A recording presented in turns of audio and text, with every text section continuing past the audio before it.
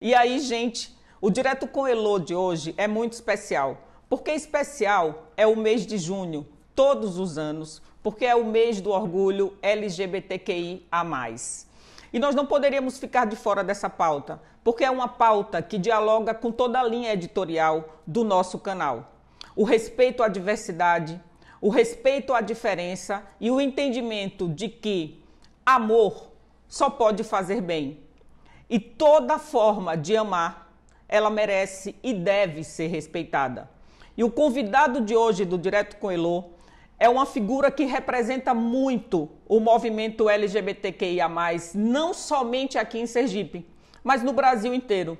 Eu estou falando do delegado Mário Leone, que aceitou o nosso convite para vir conversar conosco sobre esse mês do orgulho, sobre a importância dessa causa e sobre a importância da gente falar sobre esse tema. Mário Leone, ele é delegado da Polícia Judiciária de Sergipe e, mais do que isso, ele é um representante da Rede Nacional de Operadores de Segurança Pública LGBTQIA+, o que diz muito, porque a gente está falando de uma área extremamente específica e com muitas particularidades e de alguém que se declara LGBTQIA+, e que atua no movimento. Então, é com muita satisfação, Mário, que eu lhe recebo aqui no Direto com Elô para a gente conversar sobre esse tema. E eu não poderia começar de outra forma, a não ser contextualizando esse momento pelo qual o nosso país está passando. O que significa, afinal, ser delegado de polícia e liderar o movimento, ser homossexual e liderar o movimento e a luta, não só aqui no seu espaço geográfico, mas no território nacional. Sobretudo no momento em que a gente tem um governo federal que flerta com o fascismo e com o Estado autoritário. Seja muito bem-vindo ao Direto com Elô, Mário. Obrigado, Elô, satisfação imensa, obrigado pelo convite, é uma satisfação imensa poder ter esse momento de encontro, de partilha contigo. Esse momento que nós atravessamos, sem dúvida, é um momento de muita gravidade. Eu, como delegado de polícia, de certa forma, sou um pouco blindado, né, por conta do cargo que eu ocupo. As pessoas dizem que parabéns, muita coragem sua, se assumir homossexual na segurança pública, e os órgãos de segurança pública são forjados numa cultura organizacional extremamente machista, racista, LGBTfóbica, isso é uma realidade. Mas, assim, eu vejo que muito mais coragem é necessária para ser LGBT, por exemplo, na periferia, né? A bicha preta, favelada, quando diversos marcadores sociais eles se sobrepõem. Eu sempre faço um convite para falar sobre LGBTfobia institucional, em apartada síntese, um convite a conhecer, por exemplo, a ocupação Beatriz de Nascimento, na zona norte de Aracaju, Capãozinho, onde tem uma rua toda LGBT, praticamente, de jovens LGBTs que estão na luta por moradia. Por quê? Porque cedo foram expulsos de casa, muitas vezes por conta da demonização dos nossos corpos, das nossas corpos, das nossas sexualidades e identidades. Cedo são expulsos da escola, a escola que não está preparada para o acolhimento desse jovem LGBT, os nossos educadores, os jovens LGBTs que padecem com um perverso bullying. Inclusive, nós tivemos a notícia na sexta-feira passada de uma criança de 11 anos de idade que, por ter se inserido num grupo de WhatsApp, que fosse feito um debate sobre a questão LGBT nesse mês, que é o mês do orgulho, ele foi extremamente hostilizado por alguns pais, de alguns coleguinhas, e por alguns servidores dessa escola, uma escola pública. Foi assediado por uma mulher que tudo indica que seja coordenadora dessa escola, exigindo que ele apagasse aquele comentário sob pena de ser banido daquele grupo de WhatsApp, que hoje, nesse momento sanitário que a gente enfrenta, é um único recurso para que essas crianças tenham acesso à informação, possam interagir com os coleguinhas, enfim, servidores da escola. E ele foi extremamente constrangido. E isso é algo muito grave, porque hoje o nosso STF reconhece a LGBTfobia como racismo, como crime hediondo. Então, causa perplexidade isso, uma conjuntura extremamente perversa. Mas, infelizmente, a conjuntura nossa é essa. Nós vemos aí Marielle, barbaramente assassinada, uma dada democracia, e os seus mandantes estão impunes até hoje. Até hoje, saber quem mandou matar a Marielle. A Marielle mulher, a mulher feminista, mulher negra e mulher LGBT. Para muitos, aquele espaço não lhe cabia.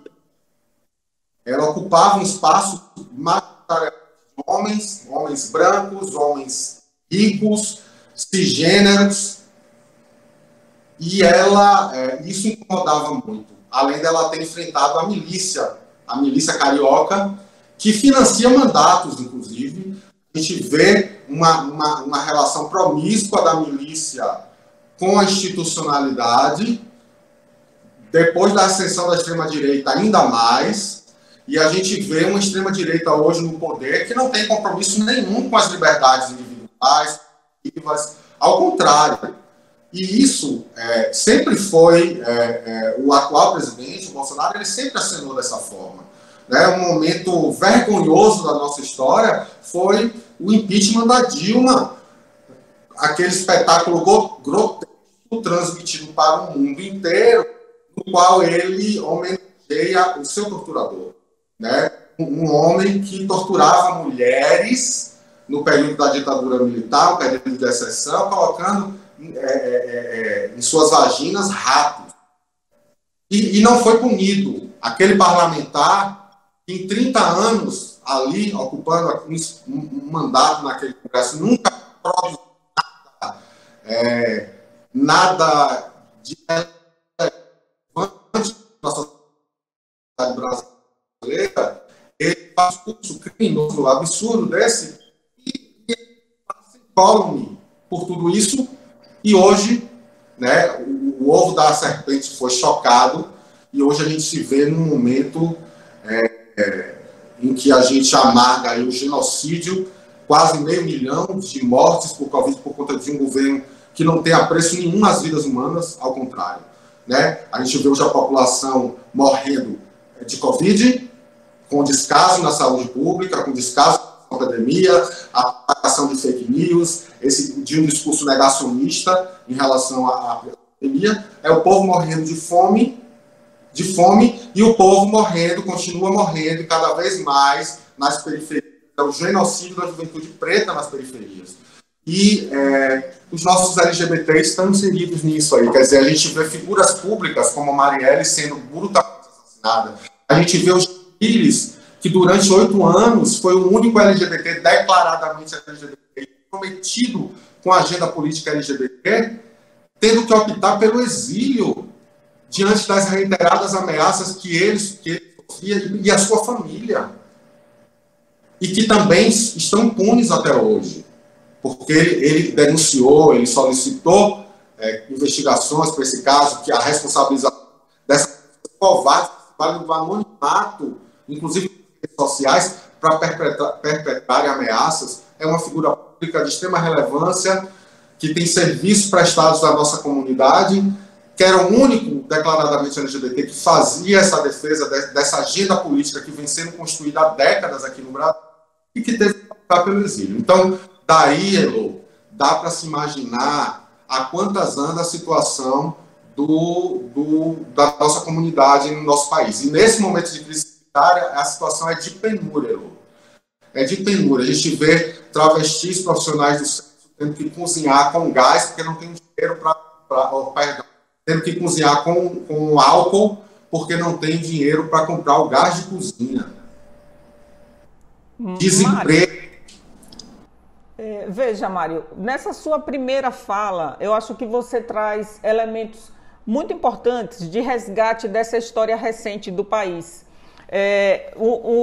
Um ambiente político e institucional que vem desde 2016, com o impeachment da ex-presidente Dilma Rousseff, criando uma situação que agudiza a vida social e que criou um ambiente de ascensão dessa extrema-direita que tem aniquilado os grupos mais vulneráveis da sociedade e que tem, de certa maneira, implantado no Estado brasileiro a necropolítica, seja através da ausência de políticas públicas efetivas, né, para a população e políticas, inclusive, que possam resgatar a dignidade, produzir cidadania para grupos vulneráveis, mas o que é pior é o estabelecimento de um Estado que oprime, persegue e que não pune práticas como o racismo, e que a gente está vendo cotidianamente em nossa sociedade, né? O racismo estrutural, ele sempre esteve presente, mas é como se a gente vivesse hoje uma arena em que as pessoas revelam essa face o tempo inteiro. E a gente vê a presença dela, né, desse conteúdo LGBT-fóbico, desse conteúdo racista, inclusive, nos órgãos de segurança. Né, porque tem uma relação direta com a montagem deles e com a maneira como o Estado brasileiro ele foi formado. Então, Mário, eu queria que você falasse um pouco sobre o significado dessa data do 28 de junho e resgatasse um pouco da história da data, até para que as pessoas se familiarizem com ela. É um marco histórico, sem dúvida, e muito emblemático para nós da nossa LGBT, porque foi um momento de um despertar da comunidade LGBT nova-iorquina para a importância da luta coletiva, da mobilização. E foi um momento em que a comunidade LGBT se insurge exatamente contra o quê? Das batidas policiais arbitrárias, prisões arbitrárias, naqueles espaços que eram guetos, ali eram guetos. Eram aqueles lugares eram comandados pela máfia, então a bebida era adulterada, os lugares eram insalubres, porque os LGBTs tinham uma condição de subcidadania. Então, aquilo tudo que veio à tona naquele momento de reação à truculência policial, quando os policiais ficavam acuados. E quando os policiais tiveram que toda aquela truculência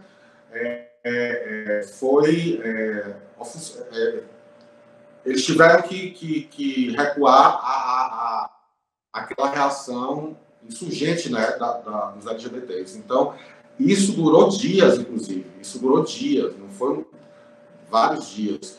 E, a partir daí, no ano seguinte, começam a surgir as primeiras marchas, resgatando esse episódio em que a comunidade se insurge exatamente contra os agentes de segurança, atuando como cães de guarda, né? Como cães de guarda da moral e dos bons costumes dominantes, da ordem dominante, no sentido de reprimir.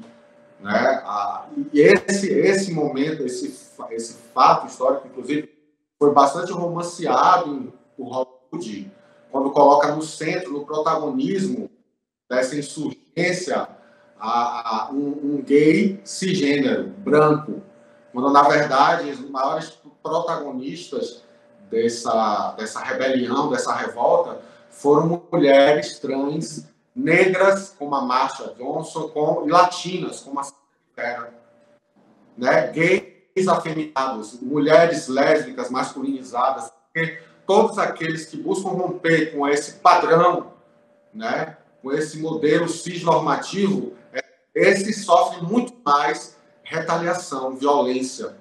Então, esse é um marco histórico, que para nós que somos policiais e que somos LGBTs e que fazemos o enfrentamento da LGBTfobia institucional nos órgãos de segurança pública, é uma data muito significativa, emblemática, porque a nossa militância, o nosso enfrentamento se dá exatamente no sentido de ressignificar a nossa atuação. Eu sempre cito o método da Polícia Militar de Minas Gerais, quando diz que a nossa atuação, a atuação da polícia, se dá enquanto promotores de direitos humanos, enquanto pedagogos da cidadania. Então, é nessa perspectiva que a gente deve atuar no acolhimento aos cidadãos LGBTs. E aí, no Brasil, não foi diferente. Né? No Brasil, o aparato policial sempre foi usado para reprimir. Só que, no nosso caso aqui no Brasil, por conta da ditadura militar, nós fomos sufocados. E esse movimento, esse despertar para a luta coletiva, ele ganha mais força mais tarde, um pouco mais tarde. Inclusive, existem um capítulo à parte na comissão, no relatório da Comissão Nacional da Verdade, de diversas violações perpetradas contra a comunidade LGBT. Então, censura aos primeiros periódicos, aos primeiros jornais, a exemplo do Lampião de Esquina, censura às prisões arbitrárias, à tortura, por conta da homofobia, por conta durante o período da ditadura militar. Então, mas isso também surge aqui, inclusive esse ano, Elô, esse ano nós comemoramos 40 anos do movimento LGBTQIA+, organizado aqui em Sergipe, a partir da fundação do Dialoguei. E aí, eu digo que hoje é muito mais fácil para a gente estar aqui debatendo esses temas, porque difícil foi ter que fazer esse enfrentamento no período da ditadura, no período de redemocratização do nosso país, assim também quando a AIDS surgiu, o advento da AIDS tida como uma peste gay, um câncer gay, o que fez recrudescer a violência contra a nossa comunidade. Então, esses que são os bravos soldados, né? O Wellington Andrade, Aragão de Castela, Marcelo Domingos já chega um pouco mais tarde, né? Vem presidir o Dialoguei aqui em Sergipe. São bravos soldados coloridos, eu digo que são soldados coloridos que abriram trincheiras, né? Em momentos muito difíceis, né? De muita gravidade também, para que a gente possa hoje poder estar falando mais abertamente sobre essas questões todas. Então, um salve para o Dialoguei, um salve para todos que foram pioneiros nessa luta em momentos tão adversos, porque é importante a gente conhecer, né, Elô, essa nossa história. Eu acho que eu avalio que você faz um link muito necessário nas suas falas, Mário, porque se tem algo nos movimentos sociais, né, no ativismo e na organização das comunidades vulneráveis, que é importantíssimo, é a gente perceber o legado de quem veio antes, né? É assim com o movimento feminista, é assim com o movimento negro, é assim com o movimento LGBTQIA+. Mas assim, veja, tem algo de muito específico na sua atuação, que eu acredito que não é só curioso, mas assim, é digno realmente da gente reconhecer e buscar mais informações sobre ela, sobre a sua atuação, em razão de você ser um delegado de polícia e de fazer parte de um órgão que eu confesso que, lendo sobre você, foi novo para mim essa questão do RENOSP. E eu achei extremamente desafiador, intrigante, a presença de uma organização da comunidade dentro desse aparato de segurança que constitui o Estado brasileiro. Eu queria que você falasse como é que funciona, como você chegou à RENOSP e o que vocês têm de avanço na construção dessa organização. Eu sempre brinco que parece nome de remédio, né? De certa forma, RENOSP é um antídoto que a gente busca no enfrentamento mesmo dessa doença que é a LGBTfobia. E, no nosso caso, a LGBTfobia institucional. Aí a gente precisa fazer um resgate que é importante também, né? Eu tive a oportunidade, para mim, o meu divisor de águas foi eu ter me declarado homossexual publicamente. Porque uma coisa é você viver isso na esfera privada. Outra coisa é você declarar isso publicamente e você assumir o compromisso de empunhar essa bandeira da diversidade dentro e fora da instituição, que no caso é a Polícia Civil. Isso aconteceu num seminário no Rio de Janeiro, que foi promovido pela Senasp, pela Secretaria Nacional de Segurança Pública do Ministério da Justiça, no governo Lula, né, na gestão de Dr. Ricardo Balestreri, que é um grande humanista, e foi um seminário muito estratégico que buscou reunir oficiais e delegados de polícia, diretores das academias de polícia e pesquisadores, estudiosos das academias de polícia. Eu fui, então, para esse seminário como delegado de polícia, pesquisa, porque no meu curso superior de polícia, eu fiz o enfrentamento da homofobia aqui em Aracaju. E aí eu tive a oportunidade de participar por conta disso. Mas lá eles promoveram um encontro entre os operadores, trabalhadores da segurança pública, que fazem esse trabalho nas academias. Foi muito estratégico, porque a academia de polícia é a porta de entrada dos trabalhadores da segurança pública. São as academias de polícia que formam os nossos trabalhadores da segurança pública. Então, isso foi muito estratégico. E eles reuniram toda essa turma aí com as lideranças do movimento LGBT organizado à época. E isso pirou a minha cabeça, sabe, Lu? Pirou, porque eu me questionava qual é o meu papel aqui, sendo delegado de polícia, sendo um pesquisador da Cadepol, ao mesmo tempo sendo gay, sabendo a dor e a delícia de ser LGBT. E aí, eu lembro que teve uma das mesas que debatia sobre pesquisa de vitimização. E tinha a ver exatamente com o meu trabalho acadêmico.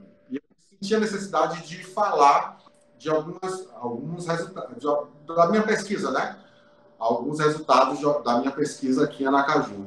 E aí, o auditório é um auditório imenso, que você tinha que levar o seu crachá e colocar lá na frente, e no momento da sua fala, você ia até o púlpito lá na frente falar. E eu era muito tímido, sabe, Lu? Era muito... Quer dizer, eu não sei bem se tímido, eu sempre cito a Monique Evelyn, que é uma camarada do movimento do feminismo negro, quando ela diz assim, eu nunca fui tímido, eu sempre fui silenciada. E isso faz a gente questionar, né? Quantos silenciamentos nos compõem por conta do preconceito. No meu caso, por conta dos meus conflitos em relação à minha homossexualidade. Então, isso porque eu sou tão me vejo às vezes tão amostrado, como diz a gente. Então, na verdade, eu sempre me revelei tímido, mas até que ponto essa minha vez, na verdade, tinha a ver com o silenciamento que a homofobia infelizmente oprime, né? Nos oprime.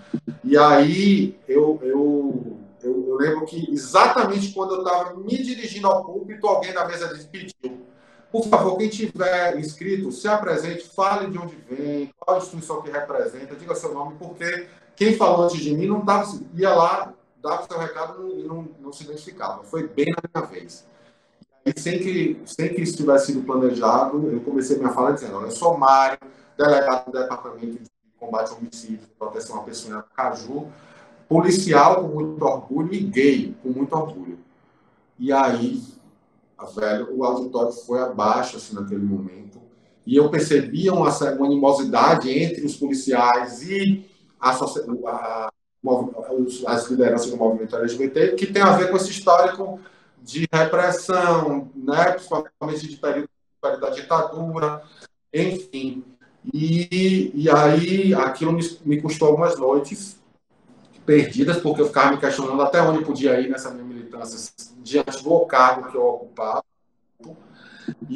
Mas fato é que isso foi um divisor de águas em minha vida. É incrível como tudo repercutiu para melhor em minha vida, como eu voltei para o Rio de Janeiro mais seguro, a minha relação com a imprensa, inclusive, que era muito difícil, como mudou, a minha condução, a condução do meu trabalho, a minha relação interpessoal, intrafamiliar, Pacotinho, né, que eu costumo chamar o meu marido, eu chamo o meu marido carinhosamente de Pacotinho, Sérgio Fernandes.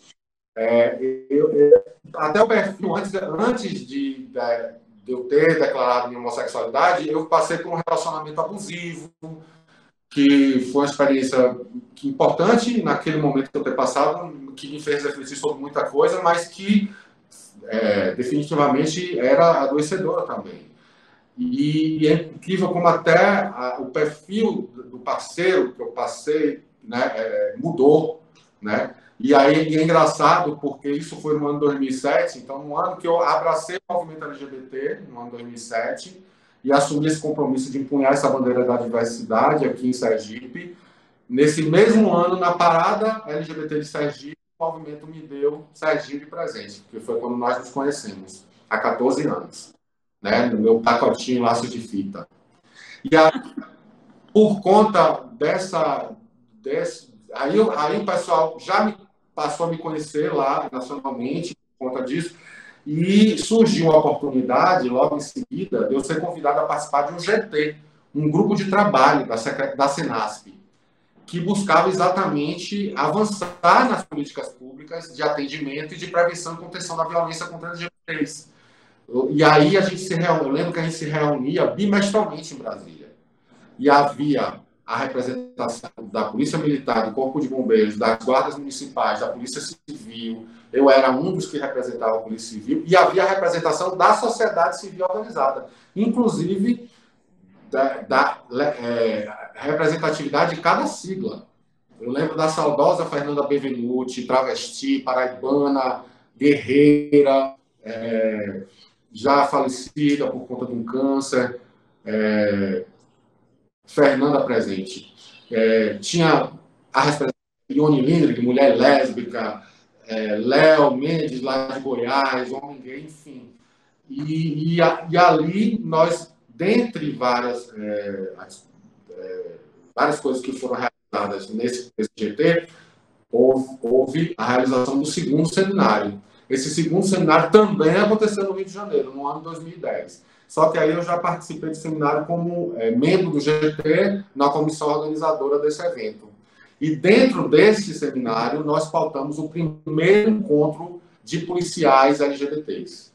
E aí foi um momento também muito marcante para mim, porque foram diversos os depoimentos de camaradas que sofreram com a LGBTfobia institucional, sofreram com assédios morais, remoções arbitrárias, processos administrativos disciplinares instaurados com desvio de finalidade, com abuso de autoridade para retaliar, óbices à promoção nas carreiras policiais, ocupar cargos de direção, nem pensar, assim, é muito raro, a não ser quando você se enquadra naquele perfil, que é o perfil que se espera para você estar ocupando um cargo de direção de polícias. Então, assim, ali nós vimos a necessidade de fundarmos a nossa rede, a Rede Nacional de Operadores de Segurança Pública.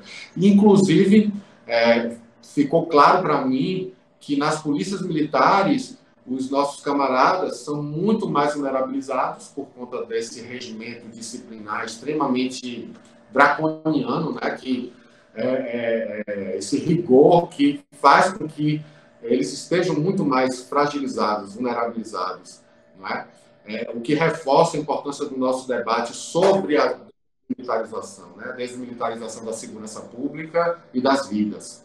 É um dos pilares. Eu também milito no movimento nacional dos policiais antifascismo, que reivindica a desmilitarização da segurança pública, que é algo que as pessoas não entendem também esse debate, acham que a gente quer acabar com a polícia militar, que não vai ter mais polícia fardada.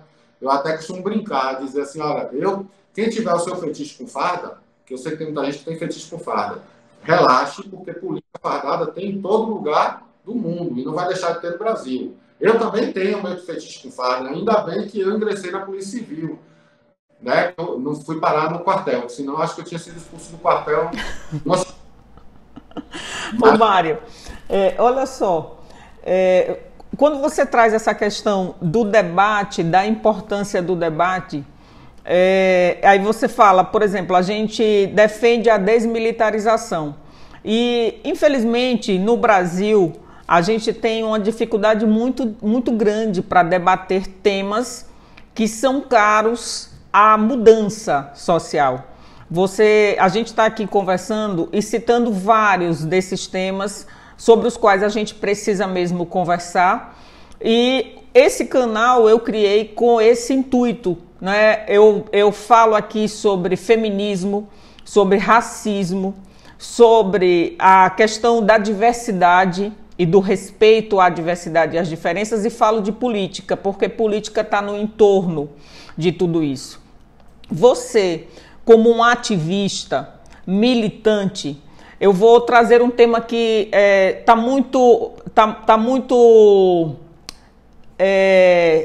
está sendo muito tratado, que há algum tempo, inclusive, que é a questão do pink money. O que acontece? Isso é uma onda que várias marcas, né, o brand do arco-íris faz com que várias marcas surfem nele. Como é que se enxerga isso? Porque eu vejo que, se por um lado representa um avanço, a gente precisa ter muito cuidado, porque sempre existem oportunismos em situações como essa. E eu queria que você, como ativista, falasse um pouco sobre isso. Perfeito, Elo. É a mesma preocupação que eu tenho. Eu celebro, parabenizo aquela publicidade que é inclusiva, que busca despertar essa empatia. Isso é revolucionário, isso é importante, isso é necessário. Agora, mais importante do que uma publicidade voltada apenas para o consumo, né, para o nosso pink money, como você falou, né, o aqué, né? O aqué. Mais importante é a gente buscar saber se essas empresas, na sua gestão de recursos humanos, elas estão comprometidas com a inclusão. Se elas contratam LGBTs, isso é o mais importante. Né? Inclusive, pesquisas qualificadas aqui nos Estados Unidos evidenciam que empresas, ambientes corporativos que primam pela paridade de gênero, né, pela contratação de LGBTs, de negras e negros, que valorizam esse ambiente de diversidade, elas são mais produtivas, elas são mais criativas, porque as pessoas se sentem mais valorizadas, reconhecidas, se sentem mais motivadas e são mais criativas. Por consequência, se tornam mais produtivas. Nós, inclusive, reivindicamos isso. Na segurança pública, não é diferente. O nosso fim, basicamente, é qual? É de mediar conflitos na sociedade.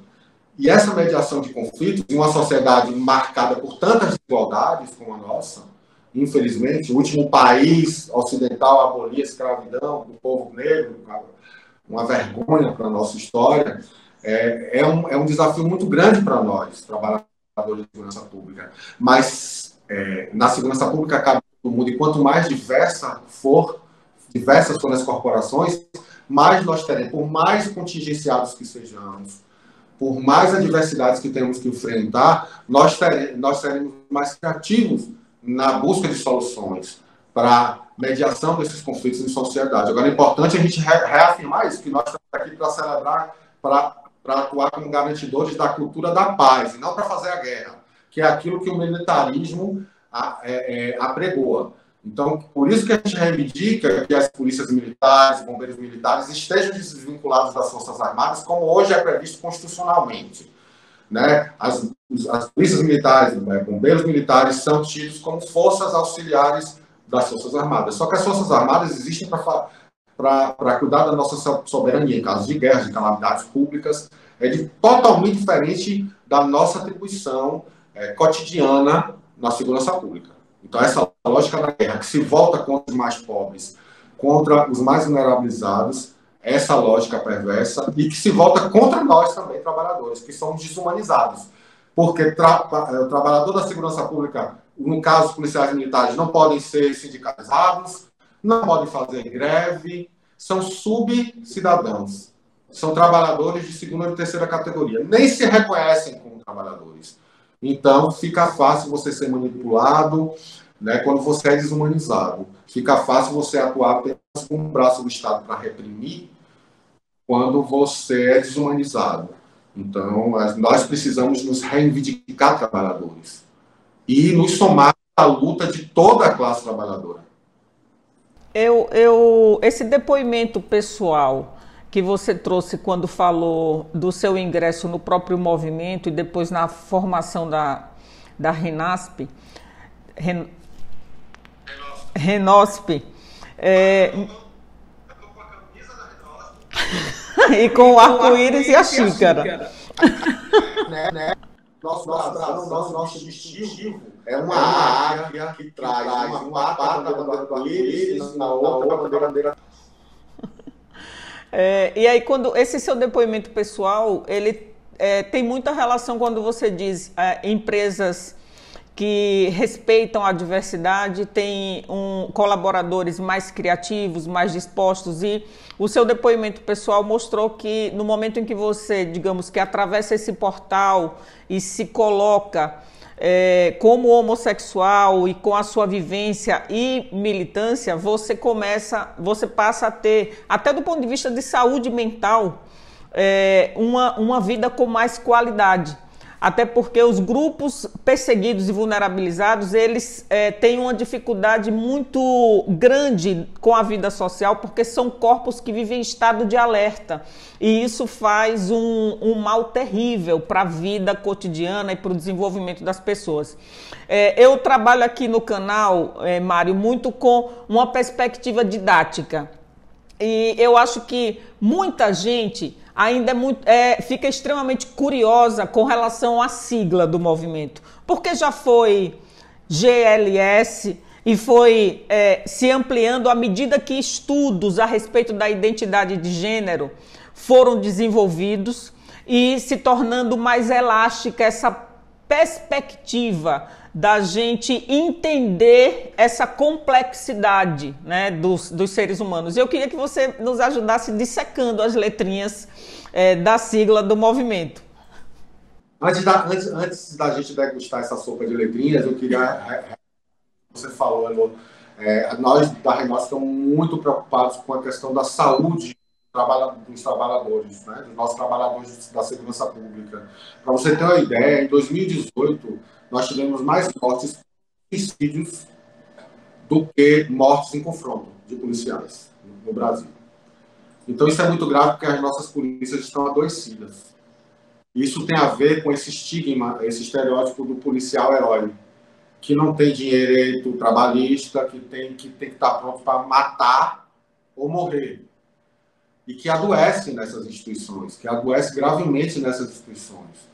E em nosso caso, nós da Renós, a gente ainda tem o fato de sermos LGBTs. E o Departamento de Saúde americano traz dados alarmantes de que jovens LGBTs são 3 a 5 vezes mais propensos também à prática de suicídio por conta de todo o preconceito que envolve a LGBTfobia. Então é algo muito grave, que é preciso que haja investimento, que haja uma atenção na saúde dos nossos trabalhadores da segurança pública. E sobre essa sopa de letrinhas, que bom que o nosso alfabeto vai até a letra Z, né? Isso tem a ver com lugar de fala, isso tem a ver com a dor e a delícia de ser o que é, quem é. Então, por exemplo, só uma pessoa intersexo é que vai poder falar da realidade de ser uma pessoa e de muitas vezes vir a ser mutilado precocemente com o aval da família, do médico que está ali para poder dar um... Porque assim, né, quando a gente nasceu com pintinho, aí já bate o carimbo lá, mata. Nasceu com a priquitinha, já bate outro carimbo lá, fêmea. E não é assim que as coisas funcionam. Assim, antes de falar sobre a sopa de letrinhas, assim, eu acho que é muito importante a gente conversar sobre 3 elementos. Eu sempre digo assim, que eles coexistem, né, dialogam entre si, mas um não condiciona o outro. Então, a gente está falando de sexo, de nascimento, né, que tem a ver com os nossos genes, com os nossos cromossomos, com essa história de nascer de pintinho ou de priquitinha, né? A orientação sexual que tem a ver com o nosso desejo, com o nosso tesão e com o nosso afeto também, né? Porque LGBT não pensa em sexo 24 horas por dia. A gente trabalha, a gente estuda, nós não descemos aqui uma nave espacial, família, e nós também constituímos família. Então, isso para que a orientação sexual existe para que a gente possa entender a heterossexualidade, a homossexualidade, a bissexualidade.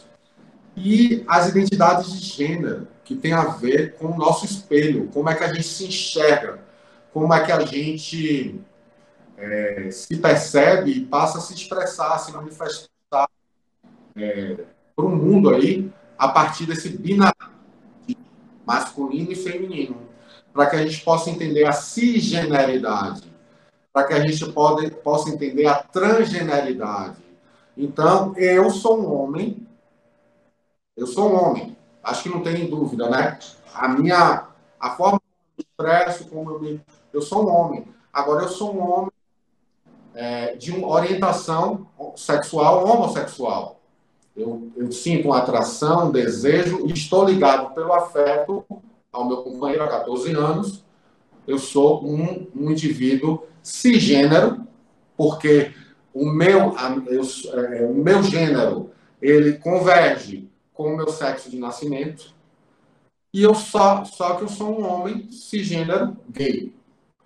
Existem pessoas travestis, transexuais que assumem, não é que assumem, eu não gosto dessa palavra, assume, que fica parecendo que da noite para o dia a gente resolveu sentir um arrepio diferente e resolveu. Enfim, isso é uma construção, isso demanda tempo, isso é um processo. Cada um tem o seu tempo, inclusive. E é quando a pessoa se percebe, se reconhece, se declara com um gênero que não converge com o seu sexo de nascimento. Para a gente entender a transgeneridade. E existem, inclusive, pessoas trans, de orientação sexual hétero, ou bi, ou homossexual. Então, por esses elementos, como eu digo, eles coexistem, eles dialogam entre si, mas um não vai se condicionar. Não é que eu nasci de pequeno, que minha orientação sexual vai ser heterossexual e que a minha identidade de gênero vai ser cisgênero. Então, e existem as pessoas não binárias, né? As pessoas não binárias e a teoria que busca na academia fazer aprofundar essas questões de gênero, quando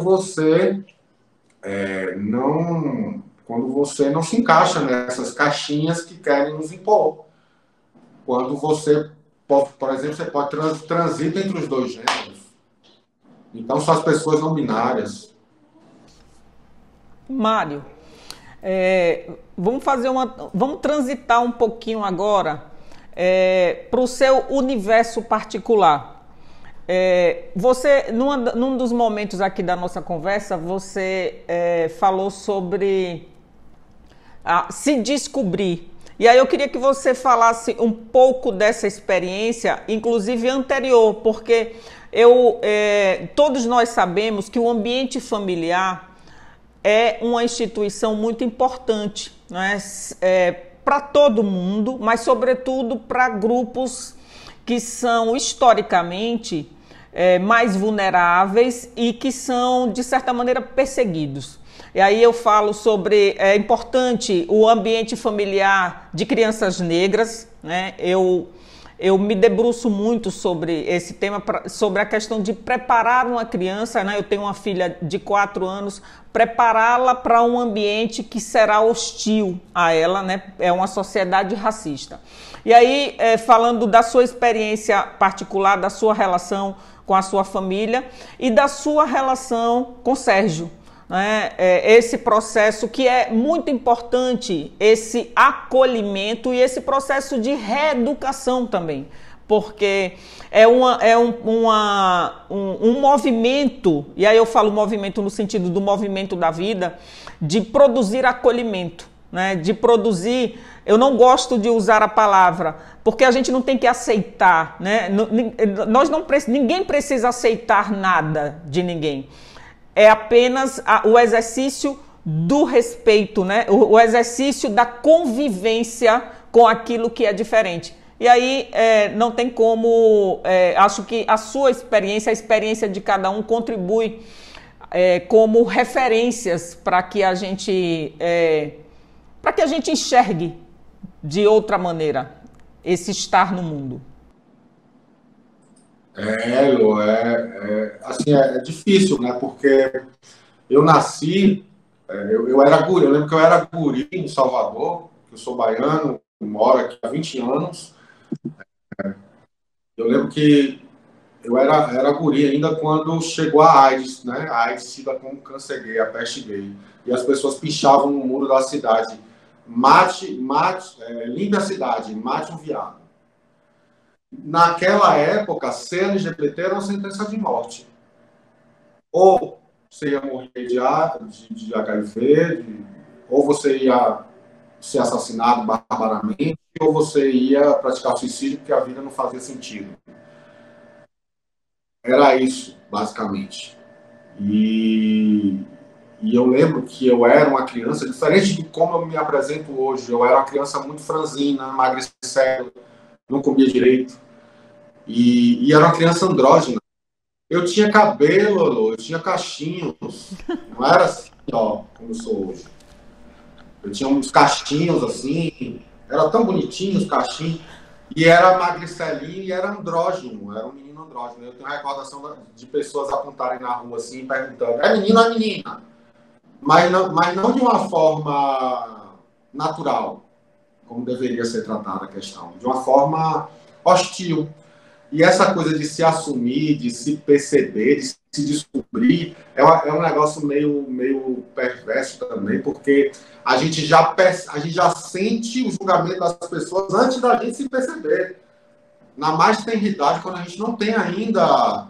A gente não tem ainda a formação suficiente, a gente não tem ainda.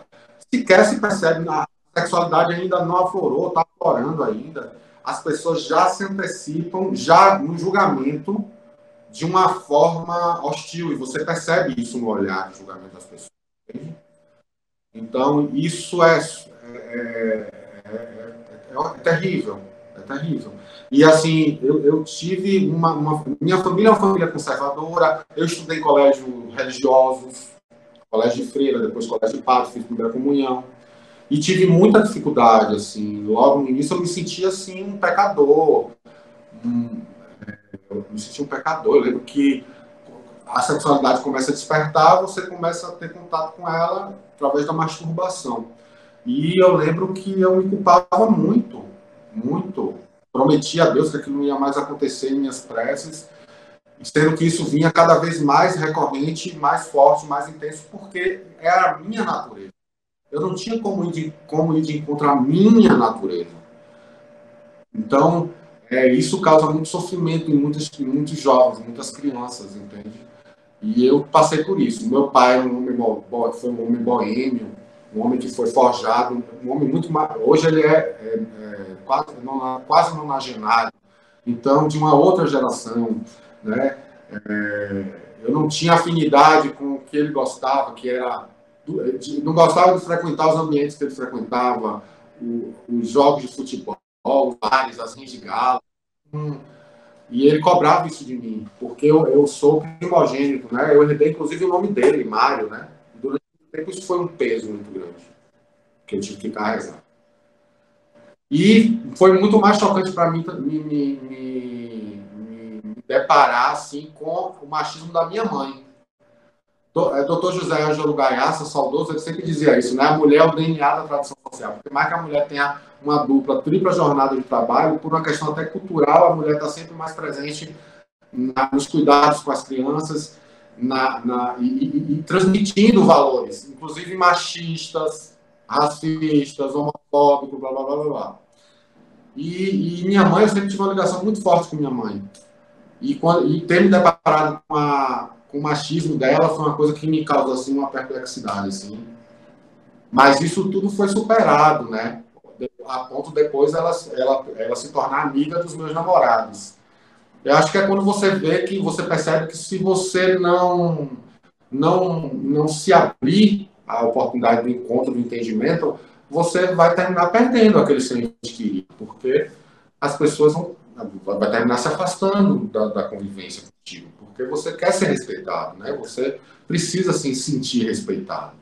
E não vai ser um vínculo de sangue, consanguinidade que vai né? Você tem que se libertar disso. Então, enfim, com o tempo ela foi entendendo e aí se tornou amiga dos meus namorados.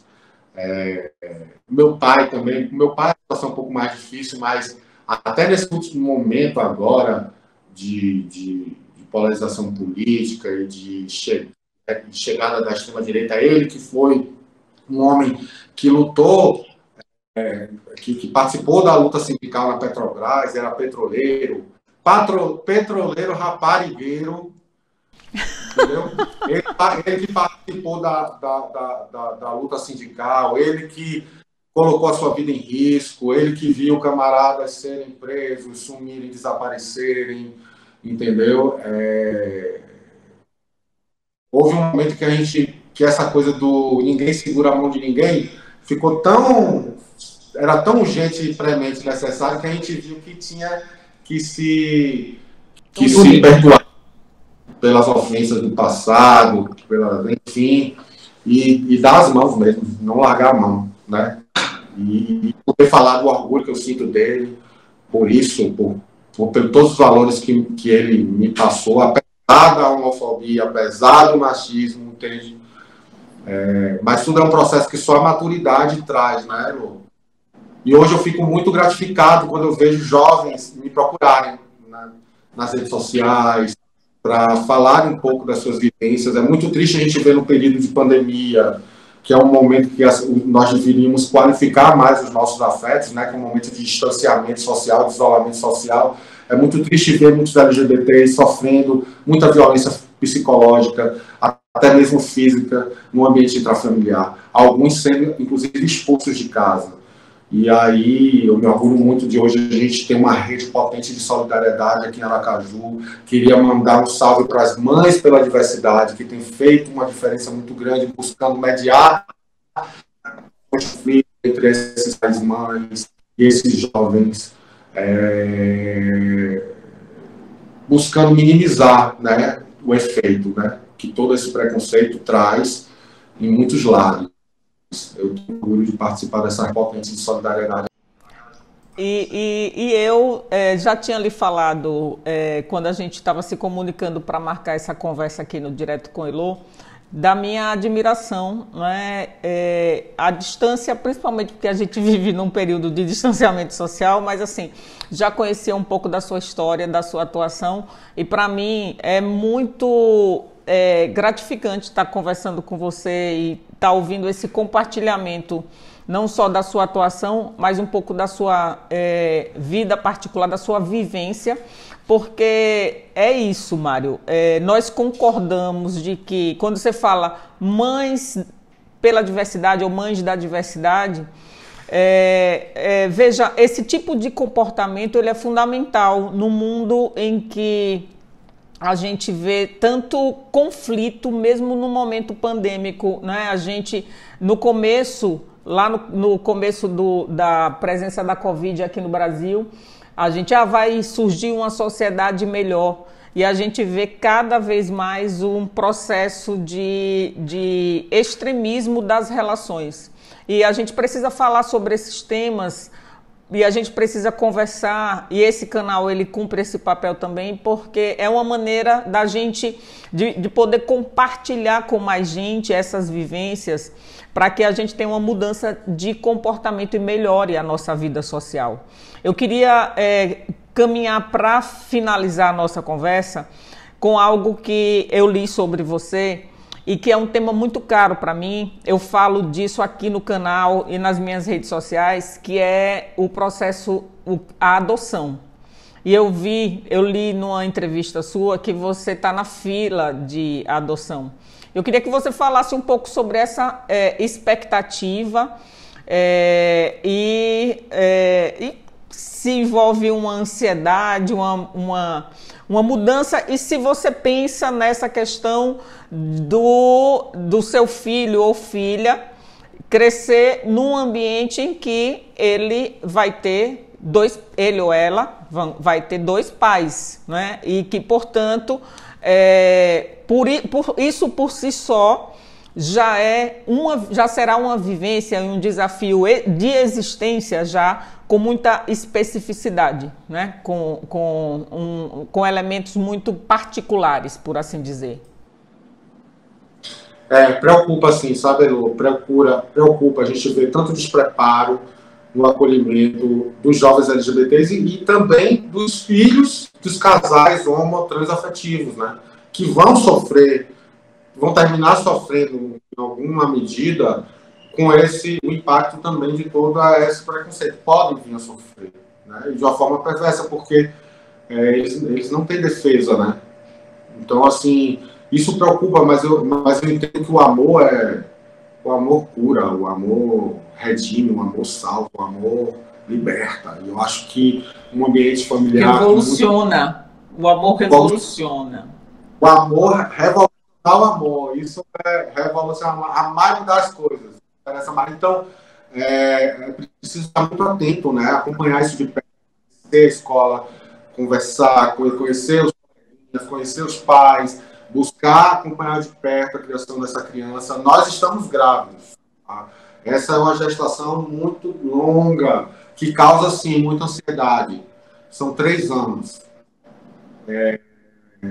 Mas a gente tem participado de um grupo do Acalanto.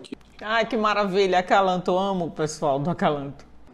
O Grupo Acalanto nos dá um apoio muito grande, trazendo informação, trazendo, enfim, para que a gente possa, os grupos, né, pais, mães, que já experimentam, já experienciam a adoção, ou os que estão na expectativa, essa troca é muito bom, é muito importante e ajuda a gente a levar um pouco essa situação assim, de ansiedade, já que a gente não sabe quando é que a cegonha vai.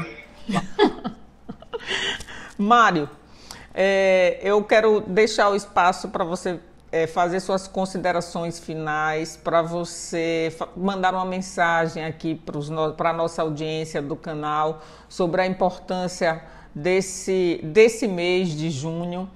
E já também, de certa maneira, anunciar que você vai participar de um especial que também vai tratar do orgulho na próxima semana. Ele vai ao ar dia 28? Dia 28, dia do orgulho. No dia mesmo do orgulho LGBTQI+.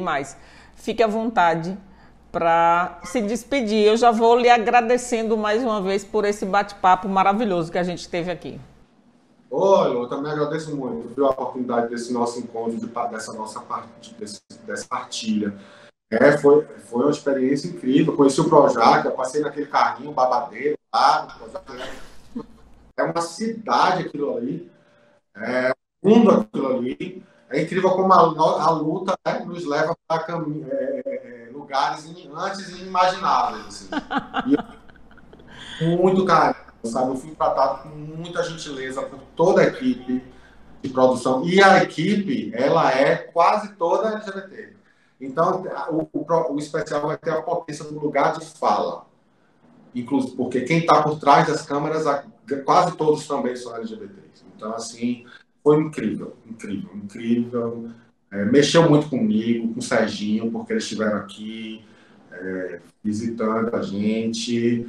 Foram literalmente para a Câmara. Eu posso falar muito não, para não dar spoiler. Enfim, foi muito. E essa data, esse momento é um momento muito especial na minha vida. E eu sou muito otimista, sabe, Lô? Eu sou muito otimista. Esse é um momento de despertar para a luta coletiva, da importância de que juntos nós somos mais fortes. É um momento de denunciarmos as violações de direitos que ainda acontecem, o fato de sermos ainda o país campeão de assassinatos de LGBTs, e esses assassinatos, quando são perpetrados, são com requintes de crueldade, com tortura prévia à execução. Que paradoxo é esse, né? Do país que mais consome películas, filmes eróticos com corpos trans, ser o país que mais assassina mulheres trans. Inclusive, ano passado, o relatório anual estatístico do GGB trouxe um dado, sempre foi muito o percentual foi muito expressivo de assassinatos de pessoas trans, de mulheres trans, mas no ano passado ultrapassou de gays e lésbicas. E o contingente de gays e lésbicas é muito maior, né? Pressupõe-se que seja muito maior do que de pessoas transgêneras. Então, isso é muito grave o que acontece em nosso país. E a falta também de investimento na educação inclusiva, né? Em que os nossos jovens sejam educados para o respeito à diversidade. Então, é muito triste, por exemplo, eu estar com meu companheiro no ambiente público, eu sei que eu posso expressar o meu afeto com ele, mas eu sei que eu posso estar correndo risco. Inclusive, as vítimas muitas vezes, potencialmente, são os LGBTs, mas já aconteceu de pais e filho estarem em São Paulo caminhando em uma praça pública, serem confundidos como um casal gay e serem agredidos, e o pai ter metade da orelha amputada. Aconteceu em Camaçari, na Bahia, de 2 irmãos em uma festa, porque estavam abraçados, porque se beijaram, foram confundidos como um casal gay, foram barbaramente espancados e um deles veio a óbito. Uma professora no Ceará foi confundida com uma mulher trans e foi barbaramente agredida. Enfim, um horror, né? Um horror. Então, assim, a gente precisa avançar em educação, na segurança pública, em ações, em políticas públicas focadas na prevenção e na contenção dessa violência. Mas eu sou muito otimista. As vitórias estão aí. O casamento civil igualitário, né? A possibilidade das adoções homoafetivo, homoparental, o reconhecimento do nome social, a possibilidade de retificação hoje em cartório, sem necessidade mais de termos que judicializar isso, de apresentar uma infinidade de laudos, o reconhecimento da LGBTfobia como racismo, como crime hediondo,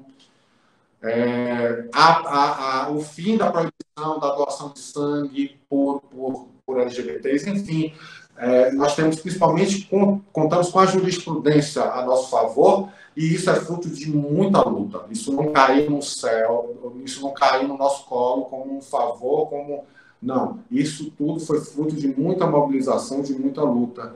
E então, à frente que a gente anda, a gente ainda tem muito que avançar, e eu sou otimista. Pode não acontecer na velocidade do nosso amor, do nosso desejo, do nosso tesão, mas vai acontecer. Está acontecendo. E é com esse ideal, firme nesse propósito, que a gente segue na luta. Muito obrigada, Mário. Foi maravilhoso conversar com você. Sobretudo por nos ajudar a nos aproximar mais dessa pauta, cada vez mais, porque ela é extremamente necessária, porque lida exatamente com a capacidade que a gente precisa ter de conviver com o que é diferente, com o que é diverso. A diversidade, ela faz parte da natureza, né, dos seres humanos e dos seres sociais. Então, e do reino, né, do planeta em geral. E eu vou me despedir aqui. A gente está encerrando direto com Elô. Não esqueça de curtir o nosso vídeo, de compartilhar se essa conversa for relevante para você, vai ajudar a disseminar ainda mais. Acione o sininho aqui do nosso canal. Um beijo grande e carinhoso, Mário. Muito obrigada e até a próxima. Beijão, Elô. Beijo.